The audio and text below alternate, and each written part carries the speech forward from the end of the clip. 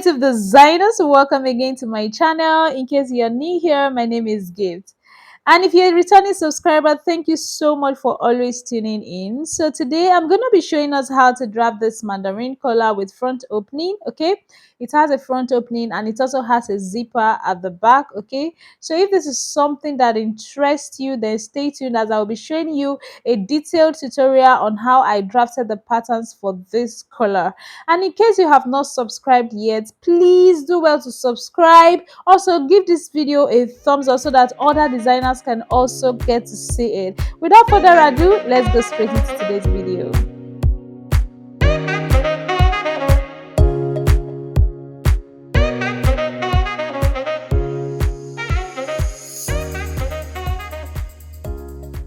Welcome back, creative designers. So to start with, you are going to be needing a pattern paper or a piece of paper, and this particular paper is actually on fold. Okay, so I place this paper on fold. Why? Because that part of the paper is going to serve as the center front. Now this is because I want us to understand in total what we are going to be doing. Okay, so to start with, you're going to be ruling a straight line just like I'm doing. Now this straight line is going to serve as a guide. It's just a guide. There's no particular measurement. Okay, it's a guide, and that is actually from the part of the paper that is on fold. Next thing you're going to impute is your round neck measurement divided by 2. You're going to take the round neck measurement divided by 2. So mine is 15 inches divided by 2, and that is going to give me 7.5 inches. Okay, you're going to take the round neck measurement. So in case you forgot to take the round neck measurement, just measure what you have on your basic bodice, okay, after joining the shoulders. Next thing you're going to do is to divide the 7.5 inches or whatever you got as a round neck divided by 2 into another 2. So this particular measurement just means you are dividing your round neck measurement into 4. Okay, so now you're going to divide the 7.5 inches into 2, which is 3.75. Can you see? The next thing we're going to be doing is from the 7.5 inches line, you're going to be rolling a straight line up. Now, this particular line it doesn't have any measurements, like it's just a guide. Okay, so now as you can see, I have something like an inverted L. Good. Now from that 7.5 inches line, you're going to be going up by 1 inch. You will go up from there by 1 inch, just like I'm doing in the video. After that, you're going to be connecting the 1 inch line. Okay, so like I said, that is actually 1 inch there. Next, you're going to be connecting the 1 inch line to meet up with the 3.75 inches line. Okay, with a slanted line now. Okay, so you're going to be connecting the 2 points together just like so, using a slanted line. Now after you're done doing this, the next thing you're going to do, of course, is to determine how long or how high you want your collar to be. Okay, most times the basic or the standard measurement is actually 1.5 inches. Anything above 1.5 inches will actually choke you.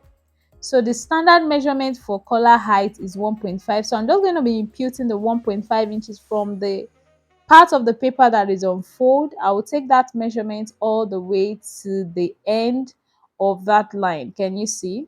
Now when I get here, I'm just going to connect it like so. Now take a look at the way I'm placing my curve. This is very, very important. Just take a look at how I'm doing it. You want to do yours as well this way. Okay, so I'm just going to connect those dots together like so. Next, I will change it over or flip it over to the other side, and then I will connect the remaining dots. Now the reason why you are doing this is because the neckline area around this point is actually a bit tapered in, like it always has a smaller look.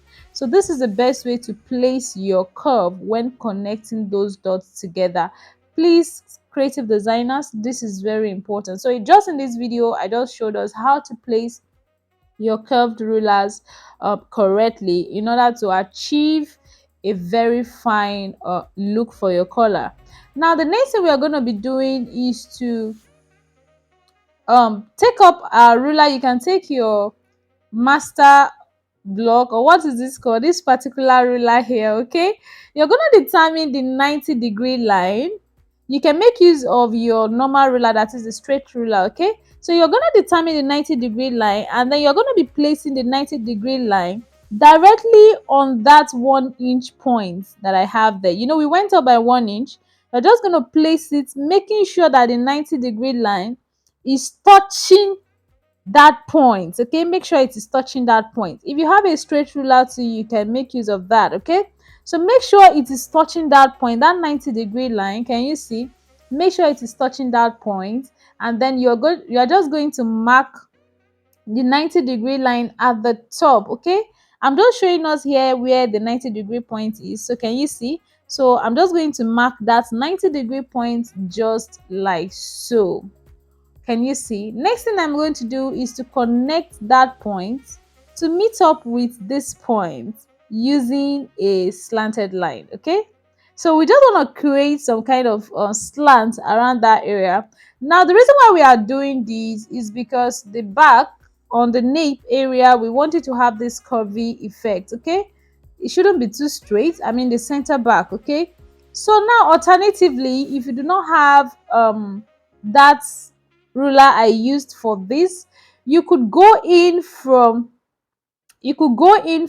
this point by 0.75. So from the straight line we have before, you can go in there by 0.75 or 0.5. Whichever one you do is totally fine. You just want to create a slanted line around there. Okay, now the next thing I'm going to do is to connect that point with a curve. Remember, I told us the reason why we imputed the 90-degree line is for us to create that curve. Okay, just to give us this fine tapered look around the center back. That is just the whole essence for that line. Okay, so now the next thing I'm going to do is to just connect the curve just like so. Can you see how beautiful that is? And in order to make this look more visible for you to see, I'll be going in with my marker pen and just, highlight those points. However, before I do that, I want to tell us something now. This is going to be your center front, and here is the center back. Okay, here is the center back. Now if your collar does not have an opening at the back, I mean at the front, if it doesn't have an opening at the front, this is how you're going to cut it. Okay, so here will be your center front, while the other side is going to be your center back. But if it has an opening at the front, if there's an opening at the front of your collar just like mine, this part that was labeled as the center back is going to serve as your center front, while this part that is labeled as the center front is going to be your center back. Okay, so anyway, as we continue, I'm going to show you what I mean. So now I'm going in with my marker pen just to highlight those points so that we can see the markings perfectly. Okay, now this is what we have, and this color is looking beautiful already. The next thing I'm going to do is just go ahead and cut out the patterns. We are done. That is just the basic, I mean the draft we need for all this. Okay, so now I've cut it out, and this is exactly what I was trying to say.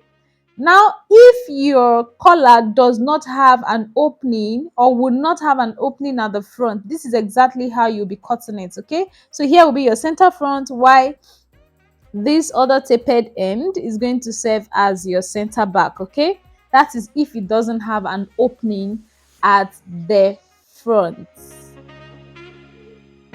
Good.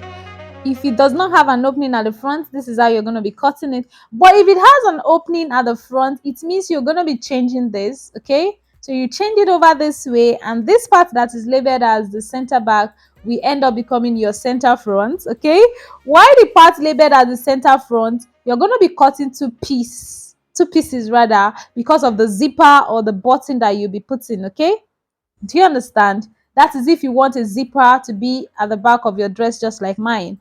But if not, if it is going to be a shirt with button at the front, it means this part labeled as the center back will be the center front, while the center front area will be the center back without any opening. Do we understand what I'm trying to say? Good. So now I'm still going to be explaining exactly what I mean using a fabric. Okay, so this is what we have at the end of the day. Let me explain again.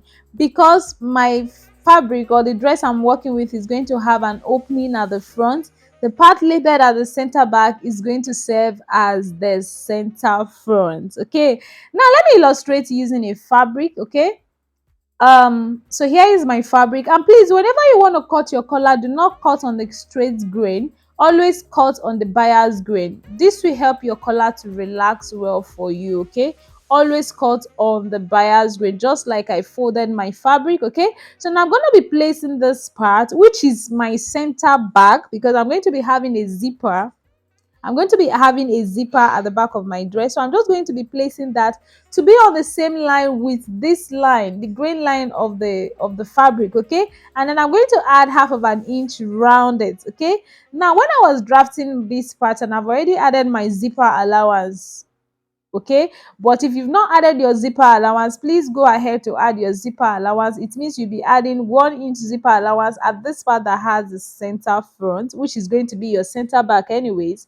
Okay, but if you're cutting your fabric without having an opening at the back, please cut your collar this way, just the same way I place it. Just cut it that way and add half of an inch round the patterns. Okay, so now I'm just going to illustrate that, because I'm going to be cutting two pieces for mine. Remember, it has an opening at the back and it has an opening at the front. So instead of cutting just two pieces, I'm going to be cutting 4 pieces. Okay, 4 pieces, because it has an opening at both the front and the back. Okay, so now I'm just going to place my pattern this way on my fabric, and then I'll go ahead and add my half of an inch seam allowance or stitching allowance round, and that is just everything. Okay, so guys, in case you have not subscribed, if you find this video helpful, please do well to subscribe, like, give this video a thumbs up so that every other designer can get to see this video.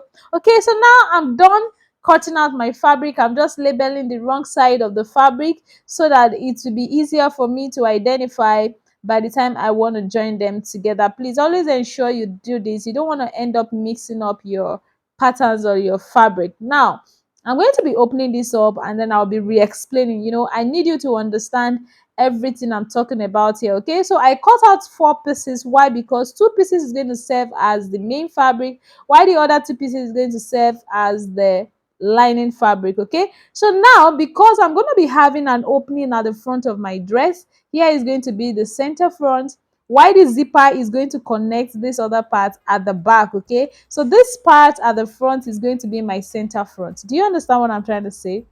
So now I'll go ahead and infuse my hairstay interfacing to this, and then just continue with how to make this collar. Okay, so ladies, creative designers, guys, gentlemen, and ladies, this is exactly what our fabric or the collar looks like.